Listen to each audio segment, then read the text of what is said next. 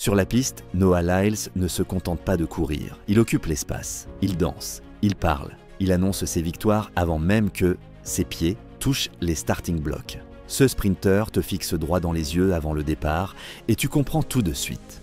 Aujourd'hui, c'est ma piste. Il est celui qui ose dire que certaines médailles NBA ne sont pas de vrais titres de champion du monde et, en une phrase, déclenche une tempête médiatique mondiale. Pour certains, c'est de l'arrogance. Pour d'autres, c'est un souffle nouveau. Pour lui, c'est juste être lui-même. Il a la vitesse, 19,31 sur 200 mètres, troisième homme le plus rapide de l'histoire. Mais surtout, il a la personnalité. Après un triplé mondial sur 100 mètres, 200 mètres et relais 4 fois 100 mètres, il se tourne vers les caméras et balance « Je suis le roi du sprint, point final ». Oui, c'est un showman. Mais derrière le vernis flashy se cache un compétiteur acharné. Un homme qui a affronté blessures, crise d'anxiété, asthme et l'ombre imposante d'Usain Bolt. Noah Lyles a décidé une chose. Peu importe les obstacles, chaque course doit être un moment que le monde n'oubliera jamais. 9,58, record du monde. Alors peut-être, la Britannique est en train de craquer. Marie-Josée Pérec rentre dans la légende, championne olympique. Noah Lyles naît le 18 juillet 1997 à Gainesville, en Floride. Dans sa famille, la vitesse, c'est une affaire de sang. Sa mère, Keisha, sprinteuse universitaire, dominait le 400 mètres. Son père, Kevin, était spécialiste du 400 mètres et a goûté aux sélections nationales. Noah a hérité de leurs jambes, mais pas encore de leurs poumons, car il grandit avec un handicap invisible, l'asthme. Des crises qui le clouent, parfois au lit. Des inhalateurs toujours à portée de main. Ajoutez à cela l'anxiété, la timidité, la lutte silencieuse contre la dépression. Et vous obtenez un garçon discret, en retrait, loin du showman flamboyant qu'il deviendra. Puis, à 12 ans, tout bascule. Il pose ses pieds sur une piste d'athlétisme et respire vraiment pour la première fois. Pas seulement physiquement. Courir devient son échappatoire, l'endroit où il se sent libre, léger, presque invincible. À ses côtés, il y a Joséphus, son frère cadet, son complice, son partenaire d'entraînement. Ils partagent une chambre et un rêve, dominer le sprint mondial ensemble. Au lycée Alexandria City, les choses s'accélèrent.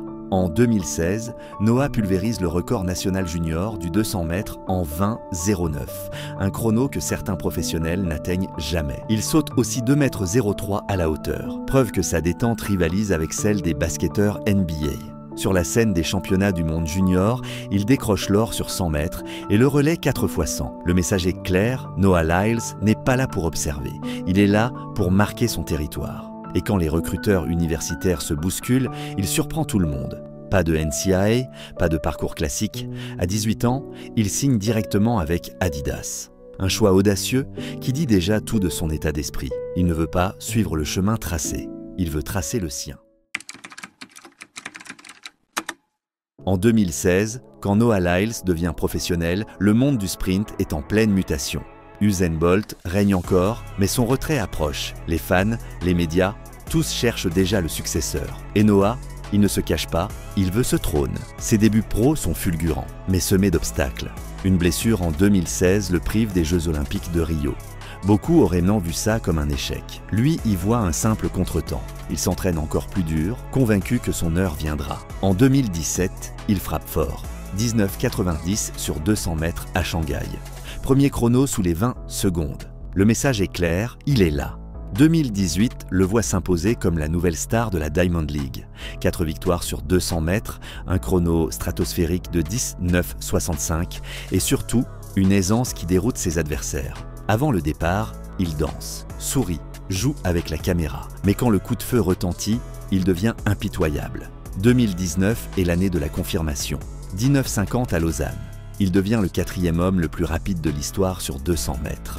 Au championnat du monde de Doha, à seulement 22 ans, il décroche l'or sur 200 mètres et le relais 4 fois 100. Pour la première fois depuis Bolt, le sprint a trouvé un visage charismatique et un chrono qui fait tourner la tête. Ce qui frappe le plus, ce n'est pas seulement sa vitesse, c'est sa façon de courir les 200 mètres, un départ mesuré, une accélération progressive et cette dernière ligne droite où il semble flotter au-dessus de la piste, comme si la gravité l'avait oublié. Mais derrière les victoires, Noah affronte déjà ses démons, crise d'anxiété avant certaines courses, pression médiatique immense et la comparaison constante avec Bolt. Il doit apprendre à ignorer tout ça, pour construire sa propre légende. Et pourtant, chaque fois qu'il pose un pied sur la piste, il le fait avec une conviction absolue. Il ne court pas seulement pour gagner, il court pour que le monde s'en souvienne. Depuis ses débuts professionnels, Noah Lyles le répète « Je ne suis pas là pour être bon, je suis là pour être historique ». Et dans son viseur, un chiffre gravé en or, 19-19. Le record du monde du 200 mètres, détenu par Usain Bolt. Pendant des années, chaque entraînement, chaque course, chaque analyse vidéo a un seul objectif, grignoter centième après centième. Il travaille sa sortie de virage. Il affine sa foulée pour qu'elle reste explosive, parfaite, sans jamais se désunir. Il renforce son mental pour résister à la douleur des derniers 50 mètres. Championnat du monde à Eugene. Hayward Field, une piste réputée rapide. Lyles arrive en finale avec une certitude étrange. Il sait qu'il va voler. Dès le départ, c'est un missile. Ses appuis sont parfaits. À la sortie du virage, il est déjà loin devant. Les tribunes sentent qu'il se passe quelque chose. Dans les 50 derniers mètres, il ne ralentit pas. Il franchit la ligne et le chrono s'affiche. 19 secondes 31. Nouveau record américain. 3e performance mondiale de tous les temps. Son premier geste, pointer le chrono, arracher son maillot, hurler de joie. Derrière lui, son compatriote Kenny Bednarek, 19,77, semble presque invisible. Ce soir-là, le monde n'a vu qu'un homme. En conférence de presse, Noah conclut avec son franc-parler « Je vous l'avais dit, je suis le meilleur du monde sur 200 mètres ». Certains parlent d'arrogance. Lui, il parle de confiance et de vérité. Mais ce 19-31, aussi monumental soit-il, n'est pas une finalité. Pour Lyles, c'est une étape. La preuve que Bolt n'est plus intouchable et que son record peut tomber. Depuis ce jour, chaque saison est une nouvelle tentative. Chaque foulée, chaque centième le rapproche de l'immortalité. Noah Lyles n'est pas seulement un sprinter. C'est un acteur qui sait installer la tension avant même que le starter ne tire son coup de pistolet. Et ses adversaires le savent bien. Dès ses premières victoires, il commence à provoquer les Jamaïcains, les héritiers naturels de Bolt. Avant les mondiaux de 2019, il déclare « Les Jamaïcains ont dominé, mais l'Amérique est de retour ». Une phrase simple, mais qui fait grincer des dents de l'autre côté de la Caraïbe. André de Grasse et Yohan Blake y ont vu une provocation personnelle. Avec ses compatriotes, la tension est tout aussi palpable. Kenny Bednarek, coéquipier et rival sur 200 mètres, ne cache jamais son agacement de finir souvent derrière lui, quand Bednarek le surnomme Monsieur. 200, Noah réplique en conférence « On ne me surnomme pas, je prends le surnom que je veux, je suis le roi du 200 mètres ». Chaque affrontement devient un moment électrique, comme à Eugene en 2022, quand Noah lui colle 4 dixièmes en finale mondiale. Et l'histoire s'enflamme encore plus aux Trials de 2025. Après une victoire serrée, Lyles fixe Bednarek à l'arrivée. Bousculade, échange tendu en direct TV. Dans les jours suivants, une polémique éclate. Un compte Twitter anonyme, TrackSpice, utilisé pour attaquer Noah et sa compagne, aurait été animé par la femme de Bednarek. Puis il y a Fred Kerley, champion du monde du 100 mètres en 2022. Les deux hommes ne se sont jamais vraiment entendus. Kerley, froid et pragmatique, critique souvent les déclarations et célébrations de Lyles. Noah répond sans détour. Fred court vite, mais il n'a pas de personnalité. Le sprint, c'est aussi du spectacle sur Twitter. Leur ping-pong verbal devient un feuilleton, suivi par des milliers de fans. Même Erriyon Knighton, le jeune prodige annoncé comme son successeur, est la cible de son ironie. Quand Knighton claque 19,49 à 18 ans, Lyles coupe court, on peut courir vite une fois. Mais être un champion, c'est répéter, encore et encore. Et bien sûr, en 2023, après son triplé à Budapest, il déclenche une tempête mondiale en visant les basketteurs NBA. World Champion of what? The United States? Don't get me wrong, I love the US, but that's not the world. The world is right here, les stars NBA s'offusquent. Lyles sourit, imperturbable. Si ça fait parler du sprint, c'est gagné. Ces clashs ne sont pas des erreurs de communication. Ils font partie intégrante de sa stratégie. Noah Lyles l'a compris. Dans un sport où les chronos s'oublient vite, ce sont les histoires, les provocations et les rivalités qui marquent les mémoires. Il court vite, mais surtout, il oblige le monde entier à le regarder. Août 2023. Le stade national d'athlétisme de Budapest est en ébullition. Noah Lyles arrive avec une ambition claire. Pas seulement défendre son titre sur 200 mètres, mais aussi s'emparer du 100 mètres et du relais 4x100. Un triplé que seul Usain Bolt avait réussi. Première étape, le 100 mètres. Pendant longtemps, cette distance n'était pas son terrain de prédilection. Mais Noah a travaillé son départ, corrigé ses premiers appuis et surtout appris à rester calme dans les 30 premiers mètres. En finale, il tient la dragée haute aux spécialistes du 100 mètres. Résultat, 9,83, record personnel. Pour la première fois, il est champion du monde sur la distance reine. Deuxième étape, le 200 mètres.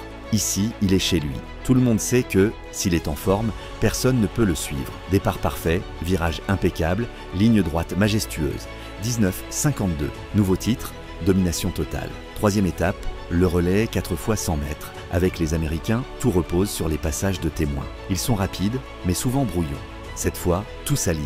Noah, dernier relayeur, achève le travail avec un finish tout en puissance. Troisième médaille d'or, objectif atteint. Après la course, il lâche devant les micros « There's a new king in town ». Les réseaux sociaux explosent. Mais c'est une autre déclaration qui fera le plus de bruit. Lorsqu'un journaliste compare son exploit au champion du monde de la NBA, il réplique, sourire en coin, « World champion in the United States only.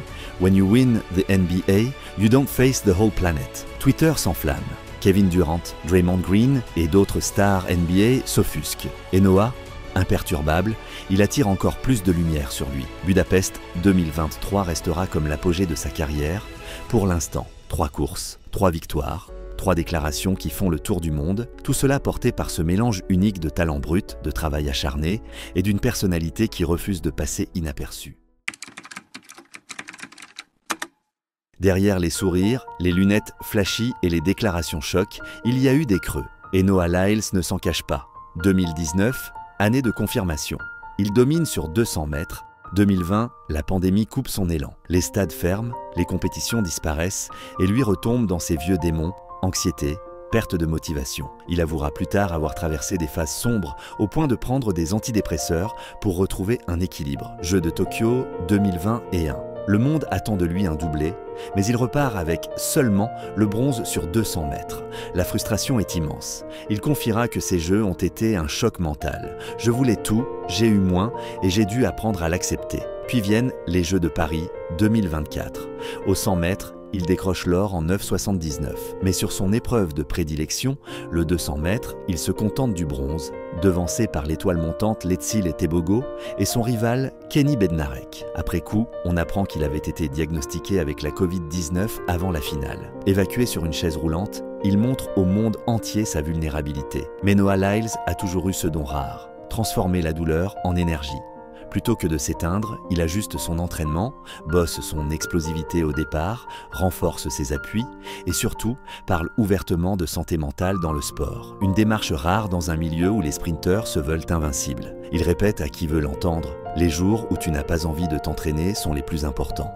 C'est là que tu construis ton futur. » Ces cicatrices, invisibles pour le public, sont la véritable fondation de ses triomphes. Chaque médaille, chaque record, chaque déclaration trouve sa source dans ces batailles silencieuses. Noah Lyles ne se contente pas de courir vite. Il transforme chaque course en événement. Avant le départ, il danse, fait des clins d'œil aux caméras, ou s'inspire d'animés pour créer le spectacle. Après l'arrivée, il célèbre comme un champion NBA. Et quand un micro lui est tendu, il ne filtre rien. Les titres s'accumulent, 4 fois champion du monde du 200 mètres, champion du monde du 100 mètres, champion olympique du 100 mètres, record américain du 200 mètres, 19,31. Mais les records restent une obsession. 19,31, c'est énorme, mais pas suffisant. Il le dit ouvertement. Je vais courir 9,65 et 19,10. Ses ambitions paraissent folles, mais il y croit dur comme fer. Et puis, il y a cette volonté d'inspirer. Noah Lyles parle ouvertement de sa lutte contre l'anxiété, explique aux jeunes athlètes que la santé mentale compte autant que les muscles. Il s'implique dans des projets éducatifs et milite pour que l'athlétisme devienne plus attractif. Plus de caméras, plus de storytelling, plus de spectacles. Car au fond, c'est ça, l'héritage qu'il veut laisser. Être plus qu'un sprinter.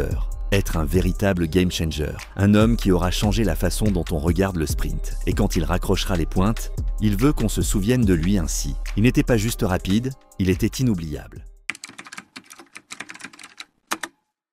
Noah Lyles n'est pas seulement un sprinter. Il est un spectacle à lui tout seul, une fusion de vitesse, de style et de caractère. Depuis ses débuts asthmatiques en Floride jusqu'aux podiums mondiaux, il a montré que courir vite ne suffisait pas.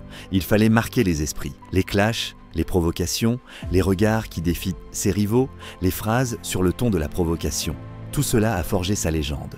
Michael Norman, André de Grasse, et même les Jamaïcains les plus rapides ont ressenti cette pression mentale que Noah s'est créée, avec un simple sourire ou un geste théâtral. Mais derrière le show, il y a l'homme, vulnérable dans sa jeunesse, confronté à l'asthme, à l'anxiété et au doute, il a transformé chaque obstacle en carburant pour la piste. Ses danses avant les départs, ses bras levés avant la ligne, autant de gestes qui disent « Je suis là, regardez-moi, souvenez-vous de moi ». Noah ne court pas seulement pour les médailles ou les titres. Il court pour que ces courses deviennent des histoires que l'on raconte, pour que chaque affrontement reste gravé dans les mémoires.